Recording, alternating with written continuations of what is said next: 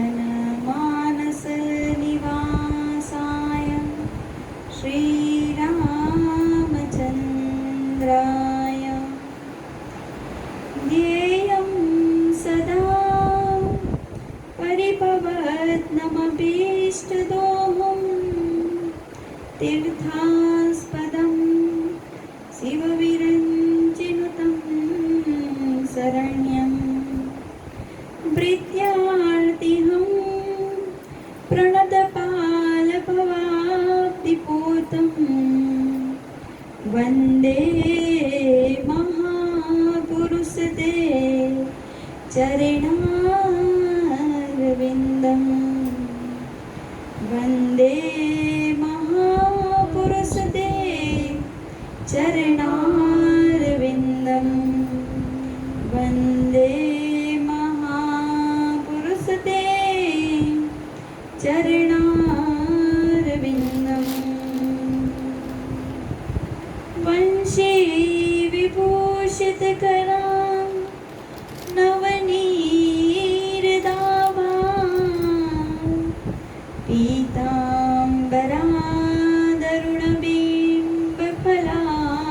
पीताम्बरादरुणबिम्बफलाधरोष्णां पूर्णेन्दुसुन्दरमुखा अरविन्दनेत्रा कृष्णात् परं किमपि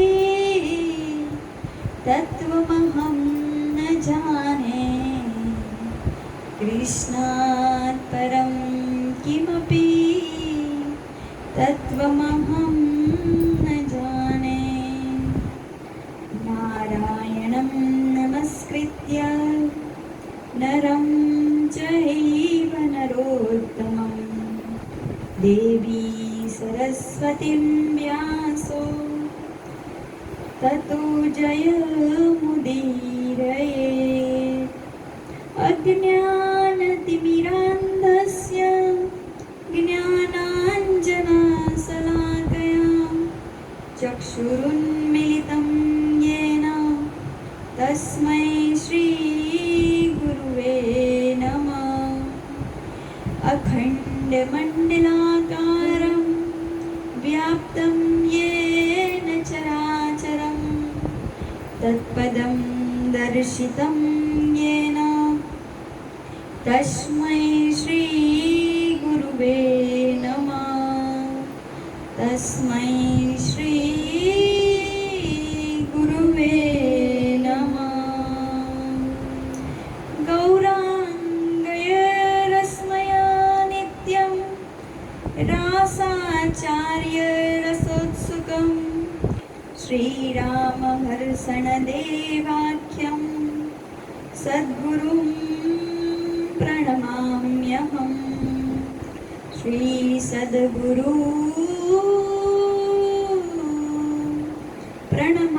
प्रणमाम्यहं जय जय श्रीराधारमण जय जय नवल किशोर जय गोपी चित्तचोर प्रभु जय जय माखण चोर बोलो राजा रणछोड़ की जय द्वारकाधीश की जय कृष्ण कन्हैया लाल की जय करारविन्देन पदारविन्दं मुखारविन्दे विनिवेशयन्तं वटस्य पत्रस्य पुटे शयानं बालं मुकुन्दं मनसा स्मरामि श्रीकृष्ण राधा वरगोकुलेश गोपाल गोवर्धननाथ विष्णु जिह्वे पिबस्वा मृतमेतदेव गोविन्द दामोदर माधवेति गोविन्द दामोदर माधवेति गोविंद माधव स्तोत्र प्रेम थी पाठ जे करे दामोदर सादर दया दाने सहजे गोलोक संचरे एकं शास्त्रं देवकी पुत्र गीतम् एको देवो देवकी पुत्रमेव एको मन्त्रो तस्य नामानि यानि कर्माप्येकं तस्य देवस्य सेवा कर्माप्येकं तस्य देवस्य सेवा। श्री कृष्ण कन्हैया लाल की जय। बोलो स्वस्ति श्री गणेशाय नमः, श्री सरस्वत्यै नमः, श्री गुरुभ्यो नमः, श्री गुरुभ्यो नमः, श्री गुरुभ्यो नमः।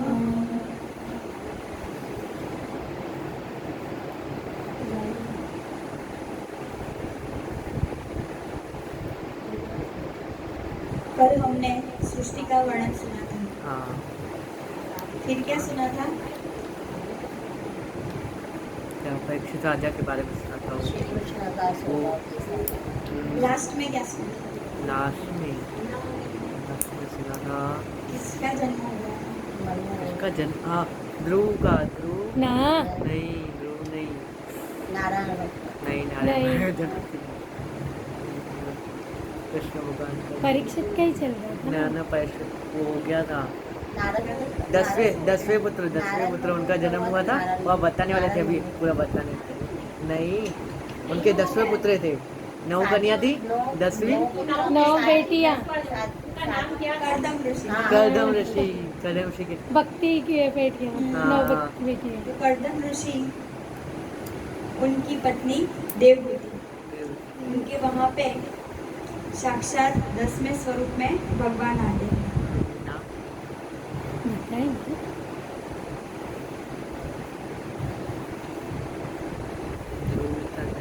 तो हमने देखा था कि उन्होंने 10,000 साल तक तपस्या की की थी। थी और उसके बाद उनका देवहूति माता से लग्न हुआ था। फिर देवहूति माता कैसे थे वो देखा था।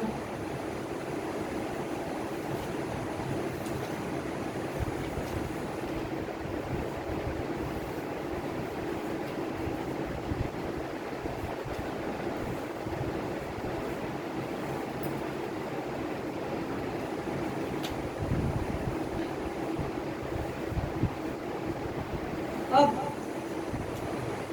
जब उन कर्दम ऋषि की इच्छा हुई है कि मैं वन में जाके तप करूं, तब देवहूति माता उन्हें रोकती है और फिर जाके वहाँ पे इसका जन्म होता है कपिल भगवान का। बोलो कपिल भगवान की जय।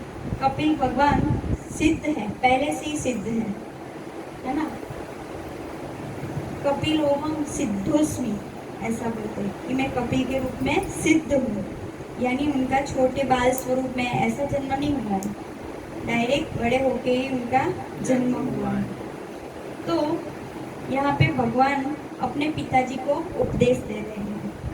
मैं आपके यहाँ पे जन्म ले चुका हूँ और मैंने जो आपको वर दिया था, इसलिए मैंने आपके यहाँ पे जन्म लिया है।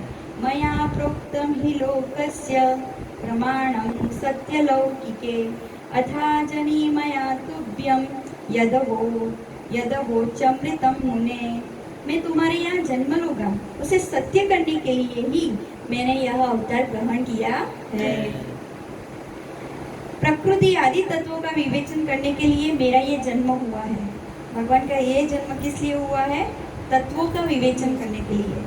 आत्मज्ञान का यह सूक्ष्म मार्ग लुप्त हो चुका था और इसे फिर से प्रवर्तित करने के लिए भगवान ने ये शरीर धारण किया हुआ है। अब वो अपने पिताजी को जब उपदेश दे रहे हैं तो वो क्या बोल रहे हैं? मुने बोलकर संबोधित कर रहे हैं। बोल रहे हैं मैं आज्ञा देता हूँ, तुम इच्छा अनुसार जाओ और अपने संपूर्ण कर्म मुझे अर्पण करते हुए दुर्जय मृत्यु को जीतकर मोक्ष पद को प्राप्त करो। ऐसा उनके पिताजी को वो बोल रहे हैं। क्या बोला? अपने संपूर्ण कर्म मुझ में समर्पित करो। और अगर हम अपने संपूर्ण जीवन को ऐसे बना देते हैं और छोटे से छोटे कार्य करने से पहले भगवान को याद करें और कर देने के बाद उसको भगवान में समर्पित करें, तो भगवान ने यहाँ पे गारंटी दी है कि मृत्यु को जीतकर हम मोक्ष पद को प्राप्त करेंगे। मात्र आध्यात्मिकी विद्यां समनिं सर्वकर्मणां वितरिष्ये यया चासौ वयं चाति तरिष्यति।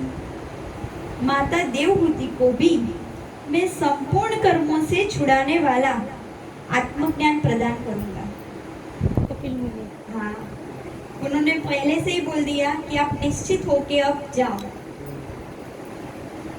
जो आपकी पत्नी है वो मेरी माता है और उनको मैं आत्मज्ञान प्रदान करूंगा और जिससे यह संसार रूपी भय से वो पार हो जाएगी। बोलो कपिल भगवान की जय।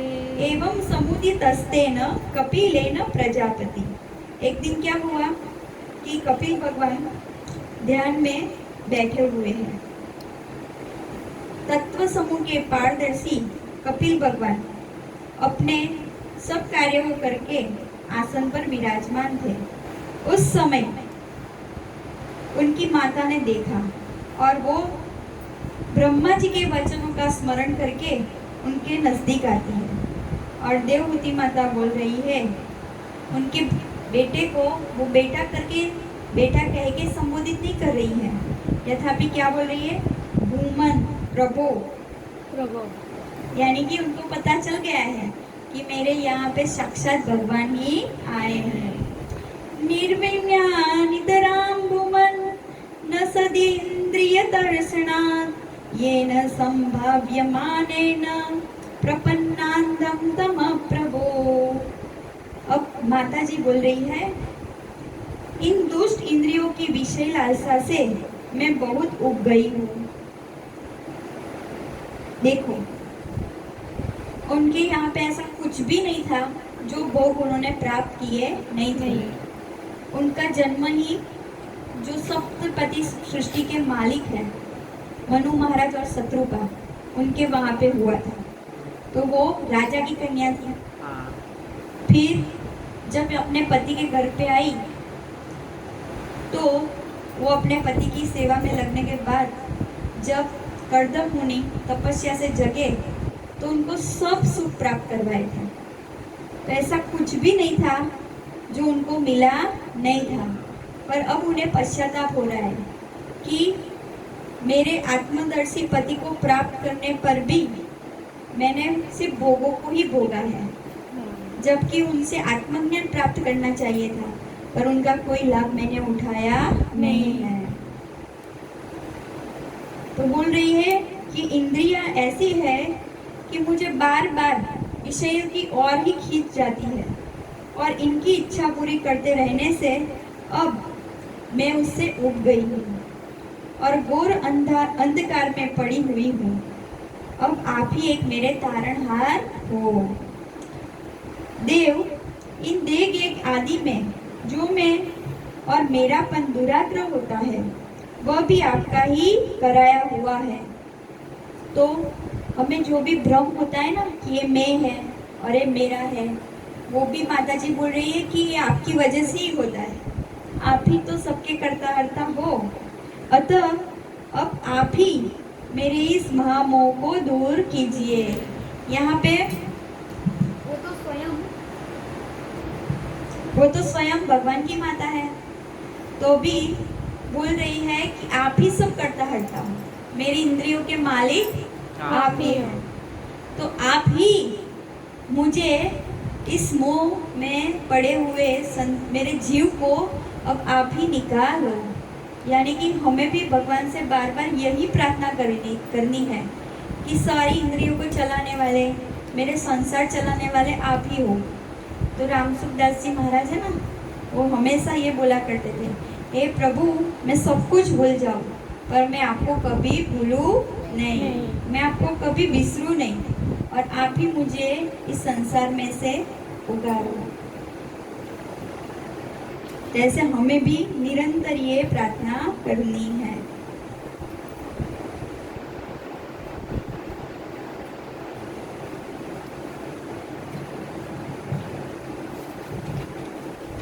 माता, अब कपिल भगवान बोल रहे हैं, माता, यह मेरा निश्चय है कि अध्यात्म योग ही, भगवान ने क्या बोला, अध्यात्म योग ही मनुष्य के आत्यंतिक कल्याण का मुख्य साधन है।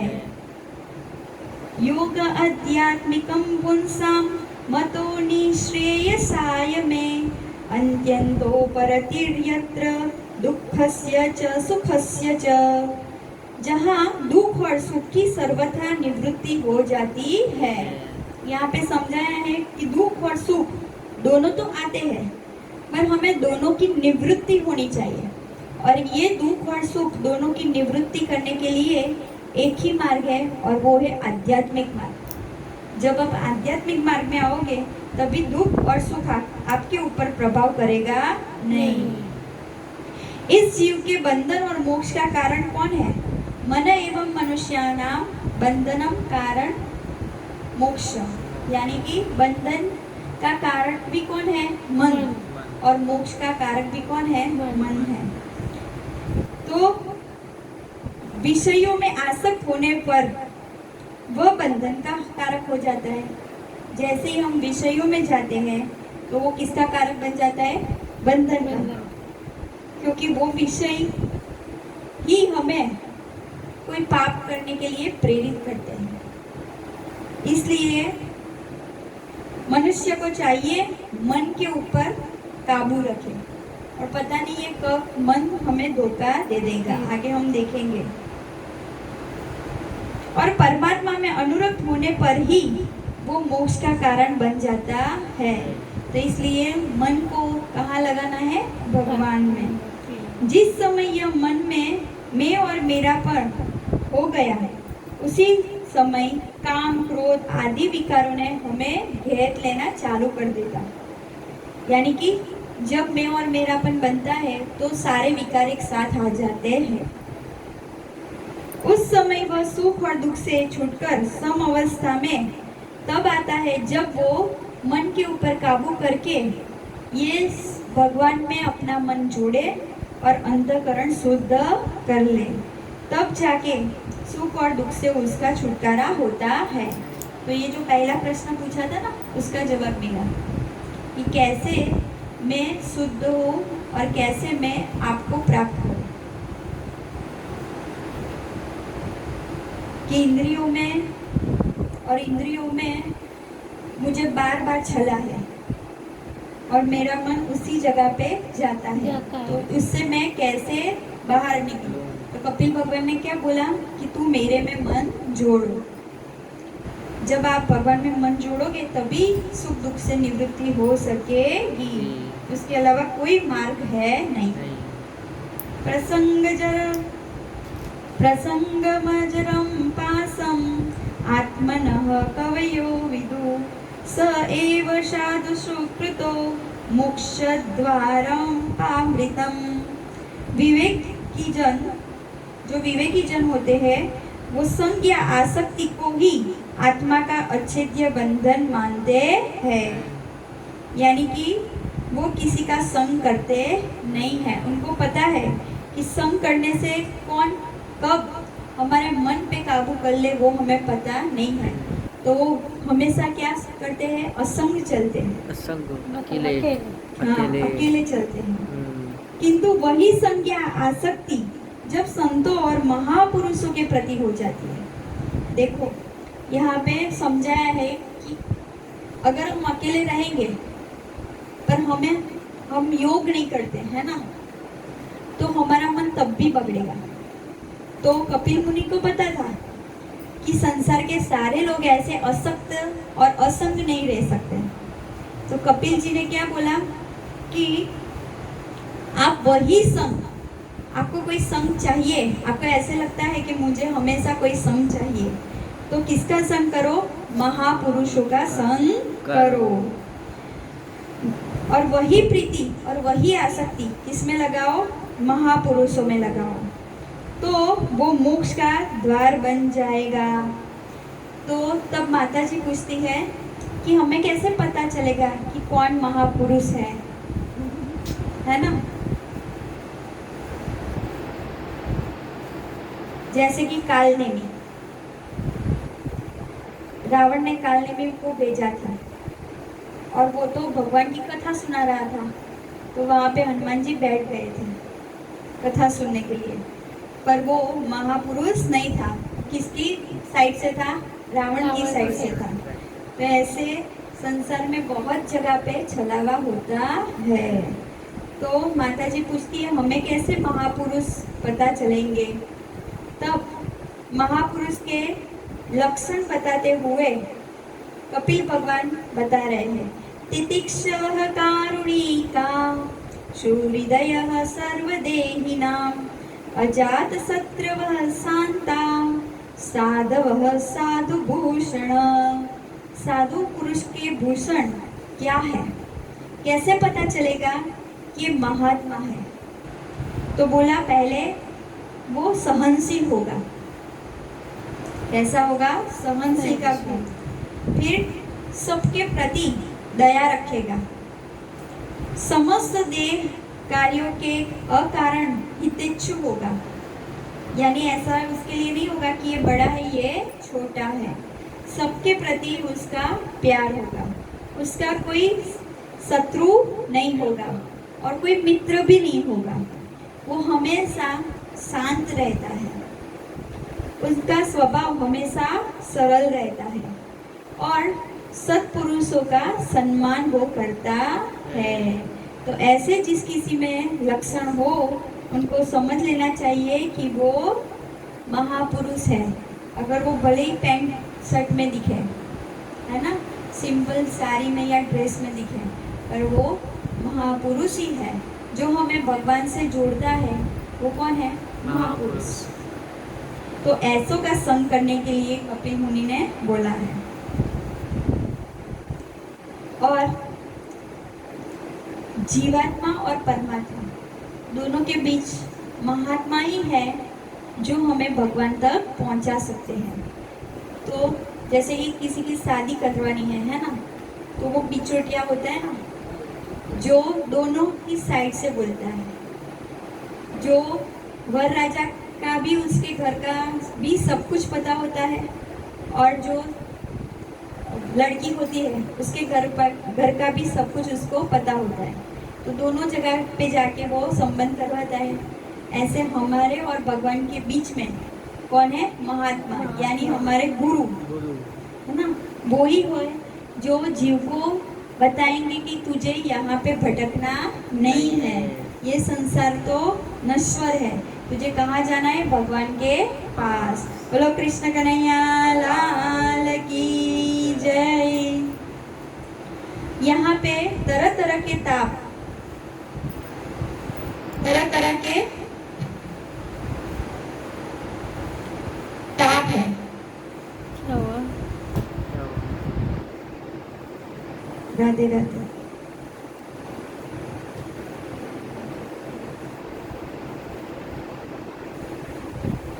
जो साधु होते हैं उसको कोई ताप कष्ट पहुंचाता नहीं है, चाहे गर्मी हो चाहे ठंडी हो, कोई भी अवस्था में साधु पुरुष रह सकते हैं। सत्पुरु के समागम से मेरे पराक्रमों का यथार्थ ज्ञान कराने वाले तथा हृदय और कानों को प्रिय लगाने वाली कथा करेंगे, और कथा करने से हमें भगवान में प्यार होगा।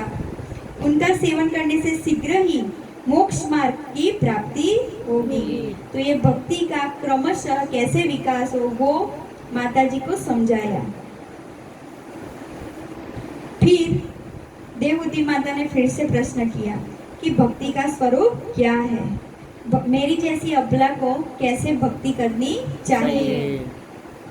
तब भगवान बताते हैं कि हे माता, कि जिसका चित्त एकमात्र भगवान में ही लग गया है, ऐसे मनुष्य की वेद विहित कर्मों में लगी हुई विषयों का ज्ञान कराने वाली श्री हरि के प्रति स्वाभाविक प्रवृत्ति होती है। वही भगवान की अहेतु की भक्ति है। आगे भी आया था ना कि हमें कैसी भक्ति चाहिए, अहेतु की भक्ति। यह मुक्ति से भी बढ़कर है, क्योंकि जैसे जठरानल जिस प्रकार खाए हुए अन्न को पचाता है, जठर का अग्नि क्या करता है, खाए हुए अन्न को पचाता है, उसी प्रकार यह भी कर्म संस्कारों के भंडारों लिंग शरीर को तत्काल भस्म कर देती है। यानी जब भक्ति बढ़ जाती है, जब भगवान के प्रति विरह बढ़ जाता है, तब हम क्या करते हैं, आंसू गिरते हैं हमारे भगवान के लिए। और जैसे जैसे आंसू गिरते हैं तो हमारा मन शुद्ध होता है, क्योंकि हमारा जो पाप होता है ना, वो पाप जल के भस्म हो जाता है। और तब उसको स्त्री या पुरुष का देह का भान रहता नहीं है, यानी कि लिंग शरीर को तत्काल भस्म कर देती है और तुरंत ही वो भगवान की सखी या सखा भाव प्राप्त कर लेता है। और ऐसे क्रमशः भक्ति करनी चाहिए। और बोला है मेरी चरणों में ही, मेरे चरणों की सेवा में ही प्रीति रखनी चाहिए। वो भक्त बड़भागी है जो हमेशा मेरे चरणों का चिंतन करते हैं। जो मेरे भक्त होते हैं उसको तो मोक्ष की भी इच्छा होती नहीं है, क्योंकि वो भगवान के पास रहकर भक्ति करना चाहते हैं। हाँ।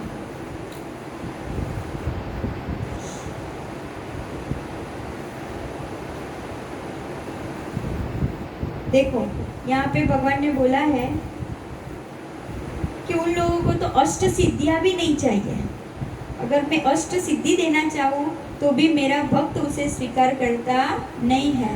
पर मेरा भक्त जब मेरे धाम में पहुँचता है तो मैं स्वतः ही उस सब विभूतियों को उसकी सेवा में लगा देता हूँ। बोलो कृष्ण कन्हैया लाल की जय। जिनका एकमात्र मैं ही प्रिय हूँ, आत्मा हूँ, पुत्र हूँ, मित्र हूँ, गुरु हूँ, सूर्योदय हूँ और इष्ट देव हूँ, यानी जिसके सारे संबंध मुझसे ही जुड़े हैं। तो हमें भी क्या करना है, हमारे सारे संबंध किससे जोड़ने हैं, भगवान से। वे मेरे ही आश्रय में रहने वाला भक्त जन शांतिमय वैकुंठ धाम में पहुंचकर किसी भी प्रकार की इन दिव्य भोगों से रहित होता नहीं है। मैं उसे स्वतः ही सब भोग दे देता हूँ। बोलो राजा रणछोड़ की जय। फिर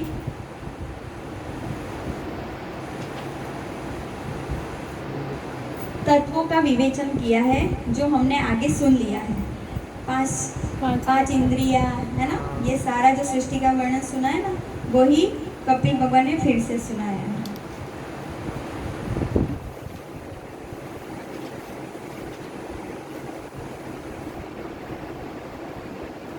फिर सुनाया है प्रकृति पुरुष के विवेक से मोक्ष की प्राप्ति का वर्णन, यानी मोक्ष कैसे मिलता है। तो इसमें भगवान ने अष्टांग योग की बात की है।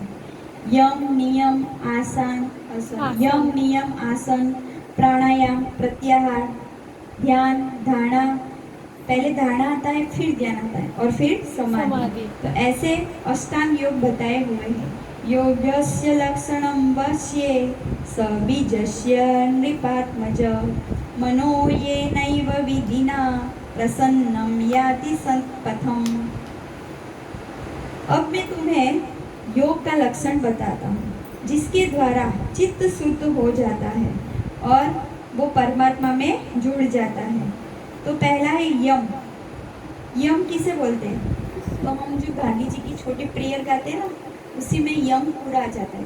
सत्य अहिंसा चोरी न करवी बणजो तू ना संगरहु ब्रह्मचर्य ने जाते मेहनत कोई अड़े ना अबड़ाओ। उसी को भी बोलते हैं यम। सत्य अहिंसा, चोरी नहीं करने की, सत्य अहिंसा चोरी न करनी, वण जो तू न संगरो, अपरिग्रह।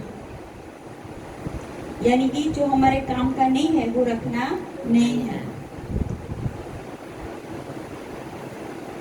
ब्रह्मचर्य, फिर जाते मेहनत, यानी किसी के ऊपर डिपेंड रहना नहीं है अपने कार्यों के लिए। तो ऐसे यम बताए हैं। फिर नियम, पवित्रता, पवित्रता यानी कि बाहर की भी पवित्रता, शरीर से हम पवित्रता रखते हैं, पर मन की भी शुद्धि जरूरी है। मन की शुद्धि तो एक ही चीज करता है, कौन? गुरु द्वारा प्रदत्त मंत्र और नाम। ये दो ही साधन है जो हमें मन की शुद्धि दे सकते हैं। संतोष, तप, स्वाध्याय। ये स्वाध्याय क्या है? बार बार गुरु से मिला ज्ञान, बार बार भगवान का ही चिंतन, वो स्वाध्याय है। स्व अध्ययन यानी कि अपने खुद से हमने जो सुना है उसका कोई ग्रंथ में पढ़ना है ना, तो उसे बोलते हैं स्वाध्याय। तो उसे बोलते हैं क्या? नियम। फिर आसन, आसन क्या है? एक ही जगह पे 2-3 घंटे के लिए हम एक ही आसन में बैठते हैं और फिर धीरे धीरे करके वो आसन सिद्ध होता है। एक ही मुद्रा से ऐसे स्टेबल होके जब बैठते हैं तो हमारे मन की चंचलता खत्म होती है और ऐसे स्थिर बैठने का गीता में बहुत भगवान ने डिटेल में समझाया हुआ है ना, कि यहाँ पे ध्यान करना है ऐसा करके, तो उसे बोलते हैं आसन। फिर है ध्यान।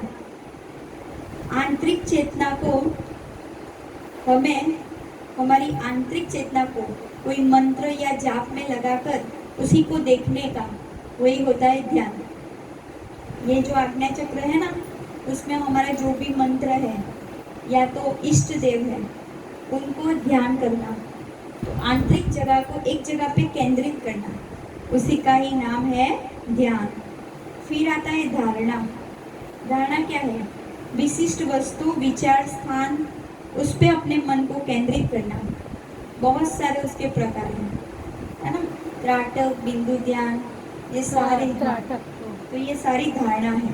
फिर ध्यान, जो भी जितनी भी वस्तु है ना, जैसे कि भगवान है, तो जैसे भगवान का हम चिंतन करेंगे तो सब कुछ दिखेगा। भगवान कैसे है, भगवान ने कौन से कपड़े पहने हैं, है ना, चरण है, वो सब एक साथ छवि दिखेगी। और वो सब से लेकर एक ही वस्तु में ध्यान केंद्रित करना, वो क्या है?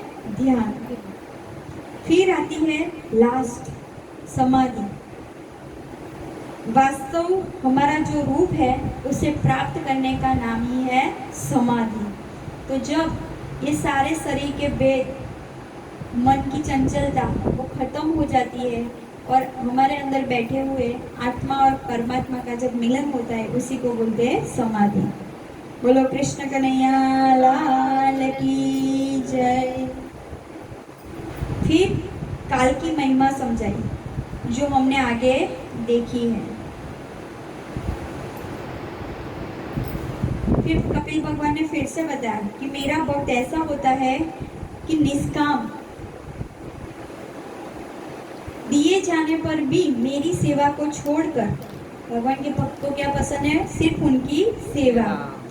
जो 4 प्रकार के मोक्ष मैंने बताए हैं, सालोक्य, शास्ति, सामीप्य, सारूप्य, कल्प, कत्वमत्युते, यानी कि सालोक्य, शास्ति, सामीप्य और सारूप्य और सायोज्य, ये मोक्ष तक वो लेते नहीं है।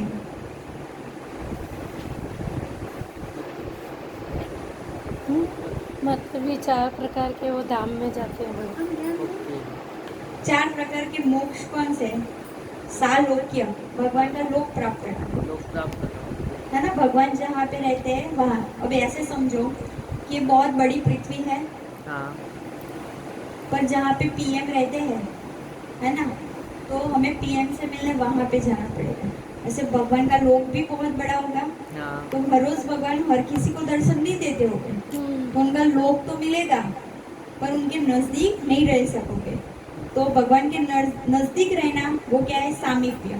सामिप्य। सालोक्य यानी कि भगवान का लोक प्राप्त होना, सामीप्य यानी उनकी नजदीकी प्राप्त होना, सारूप्य उनके जैसा रूप हो जाना, उनमें ही विलीन हो जाना, उसे सायुज्य बोलते हैं।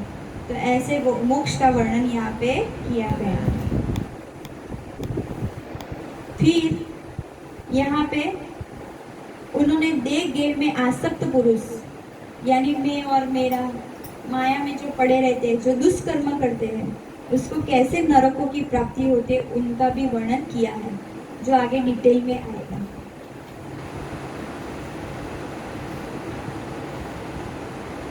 यहाँ पे सुनना है कि आगे सुनोगे? अब जैसा सुना हम सुनेंगे।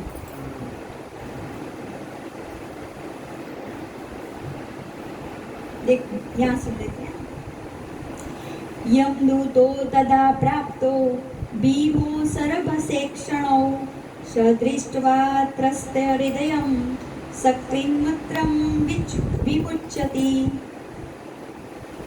जो अलग अलग प्रकार के पाप करते हैं उसको यमदूत लेने आते हैं।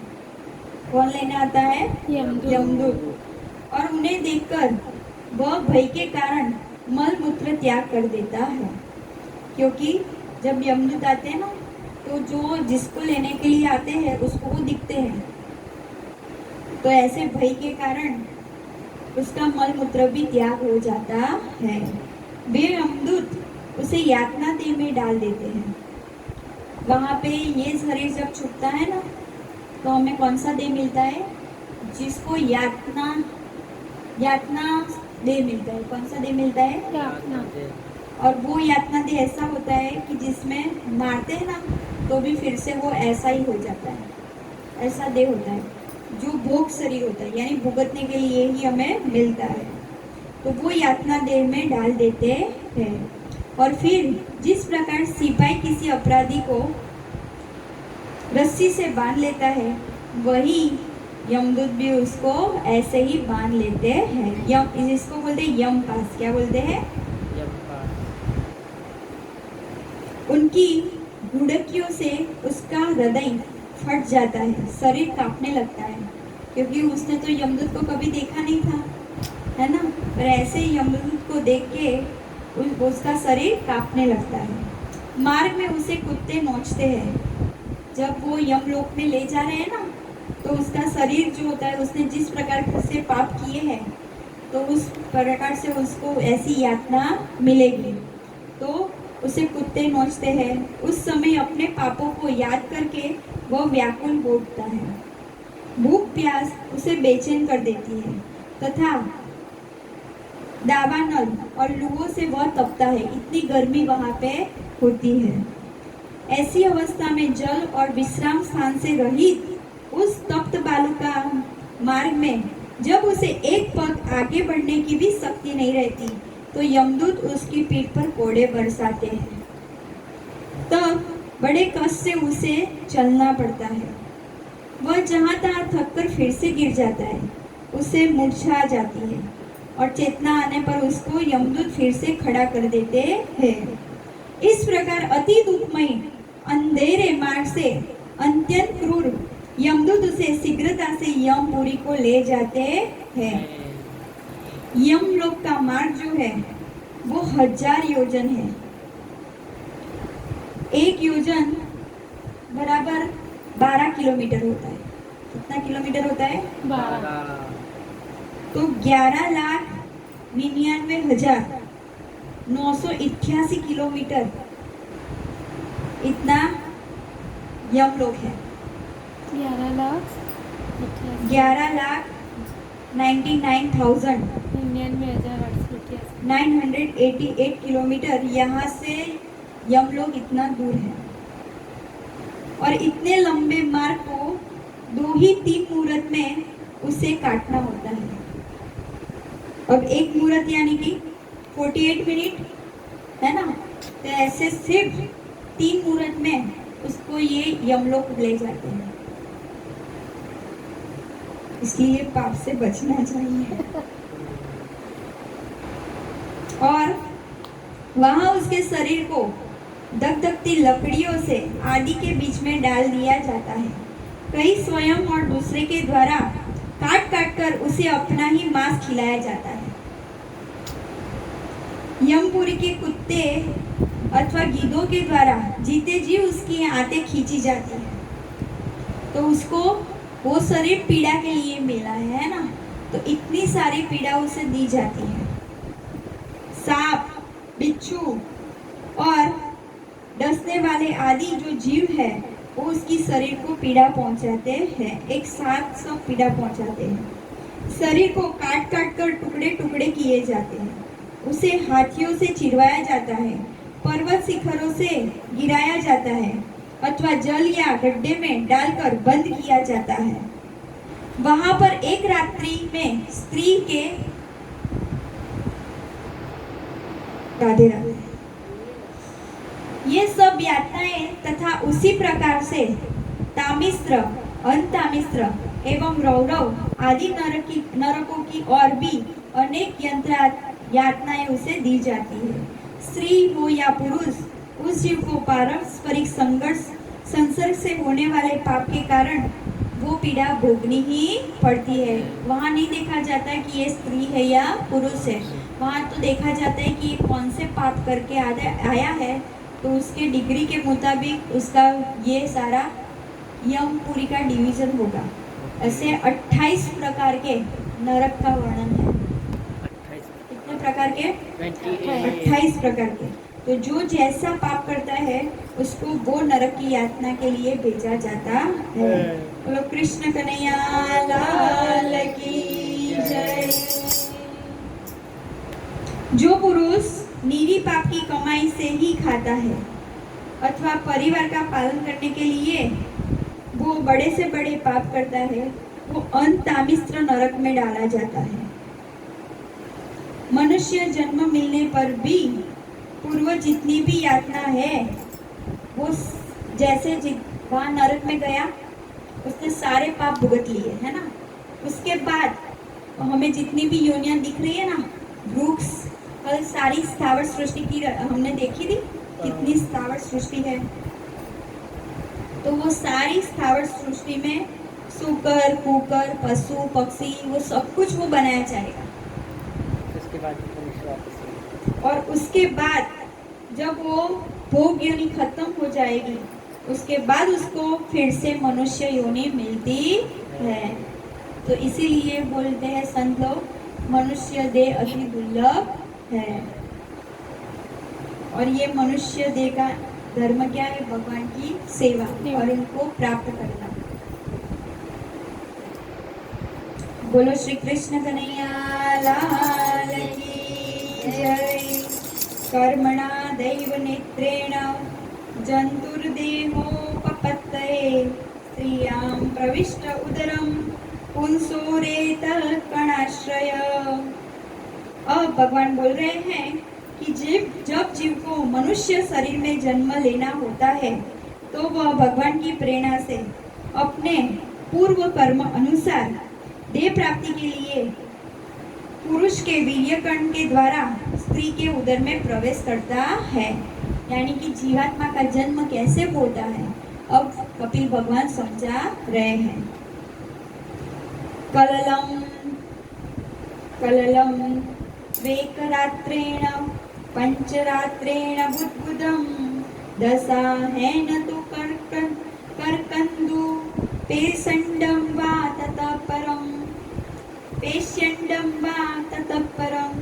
यानी वहाँ वह एक रात्रि में स्त्री के ब्रज में मिलकर एक रूप कलल बन जाता है, बिल्कुल छोटा सा। 5 रात्रि में वो बुद्बुदा के जैसा हो जाता है। 10 दिन में बेर के समान कुछ कठिन हो जाता है और उसके बाद उसकी मांसपेशी बनती है अथवा अंडज प्राणियों में अंडे के रूप में वो परिणत होता है। तो ऐसे उसको धीरे धीरे करके अंग प्राप्त होते हैं। 3 महीने में नख, रोम, अस्थि, चर्म, स्त्री पुरुष के चिन्ह और अन्य छिद्र उत्पन्न हो जाते हैं। 4 महीने में मांस, धातु आदि पैदा होती है। और 5वें महीने में उसको भूख प्यास सब लगती है। 6ठे महीने में झिल्ली से लिपटकर वह दाहिनी कोख में घूमने लगता है। इसलिए 6ठे महीने में माता को पता चलता है। उस समय माता के खाए हुए अन्न जल आदि से उसकी सब धातुएं पुष्ट होती है और वह कृमि आदि जंतुओं के उत्पत्ति स्थान उस जघन्य मलमूत्र के गड्ढे में पड़ा रहता है। इसलिए गर्भवासना को नरकवास बोला गया है। वह सुकुमार तो होता ही है, इसलिए जब वहाँ के भूखे कीड़े उसके अंग प्रत्यंग को नोचते हैं, क्योंकि वहाँ पे भी कीड़े होते हैं, अंदर भी है, तब अत्यंत क्लेश के कारण वह क्षण में अचेत हो जाता है, यानी थोड़ी थोड़ी देर में बेहोश हो जाता है अंदर गर्भ के अंदर।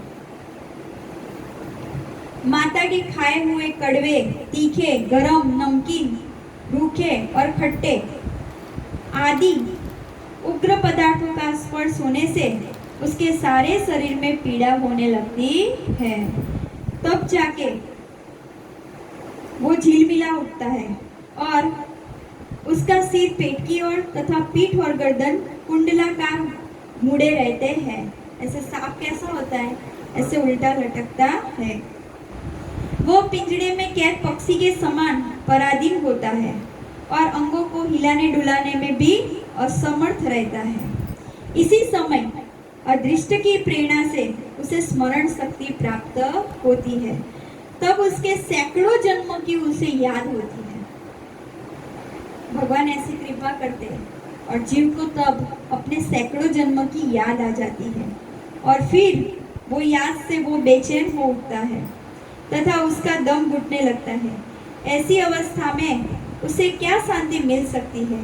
तब जाके वो भगवान की स्तुति करता है, ये भगवान मुझे यहाँ से छुड़ाओ। यहाँ से छूटने के बाद मैं आपका ही गुणगान गाऊंगा, हमेशा आपको ही याद रखूंगा। पर जैसे ही वो बाहर आता है सब भूल जाता है। तो ये दादा, ये बा, ये माँ, ऐसा करने में वो जीव वो नरक यातना को भूल जाता है और फिर से वो पुनरपि जननम पुनरपि मरणम के चक्कर में फंस जाता है।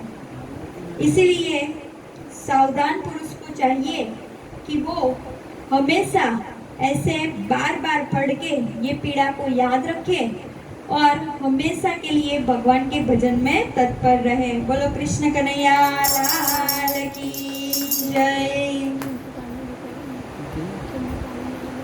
फिर देखो बस मैसेज आया। अलग अलग मार्गों का विवेचन किया है। जैसे हमने कल देखा था कि बहुत सारे मार्ग है।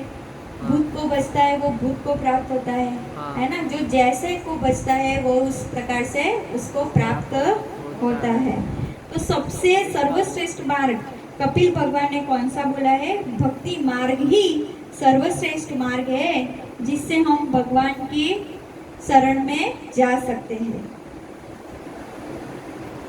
और फिर ये सब सुनने के बाद माता देवहूति बोलती है कि भगवान मुझे एक चीज समझ में आ गई कि अगर कोई स्वपच यानी कि शूद्र योनि में पड़ा हुआ जीव है पर उसकी जिह्वा से भी अगर आपके नाम जप निकल रहे हैं तो वो ब्राह्मण के समान है।